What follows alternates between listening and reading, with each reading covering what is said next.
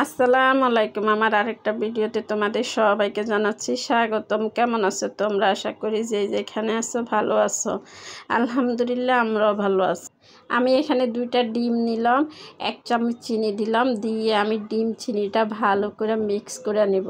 আমার আপুদের ভাইয়াদেরকে আমি প্রতিদিন যে কথাটা বলি, প্লিজ যারা এখন একটা লাইক দেন না একটা লাইক দিয়ে দেবেন, একটা কমেন্ট করবেন। আমার ভিডিওগুলো যদি আপনাদের কাছে ভালো লাগে তাহলে আমার চ্যানেলটা সাবস্ক্রাইব করে আমার পাশে থাকতে পারেন।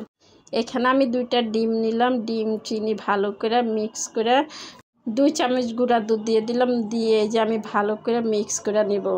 একদম চিনিটা যেন না থাকে। এখানে আমি একটা এলাচে আগে ভাইজা গুঁড়া গুঁড়া করে নিলাম, এলাচের গুঁড়াটা দিয়ে দিলাম যেন ডিমের গন্ধটা না আসে। এখানে আমি 1 কাপ আটা দিলাম, দিয়ে এবার আমি সবগুলারে ভালো করে মিক্স করে নিব যেন চিনির ভাবটা না থাকে, দানা দানা ভাবটা একদম এই যে ভালো করে মিশিয়ে নিলাম কাঁটা চামচের সাহায্যে। এবার আমার মিক্স করা হয়ে গেছে। এখানে আমি 1 চামচ বেকিং পাউডার দিছি। বেকিং পাউডার দিয়ে এই যে সবগুলা ভালো করে মিক্স করে নিলাম। আমার সবগুলা এই যে আমার ব্যাটারটা একদম রেডি।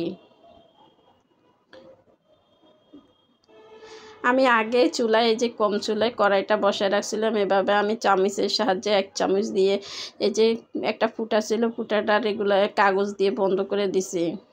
এই যে দেওয়ার পর কিছুক্ষণ রাখলে সুন্দর হয়ে যায় প্যানকেকটা। বাচ্চাদের টিফিনে বিকালে চায়ের সাথে এই প্যানকেকটা খাওয়ার জন্য খুবই ভালো।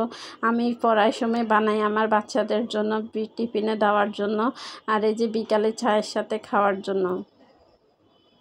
খুবই নরম তুলতুলে এই প্যানকেকটা, খুবই মজা লাগে খাইতে। আপনারা একবার দেখতে পারেন, খুবই সুস্বাদু। সবাই ভালো থাকবেন। আল্লাহ হাফেজ।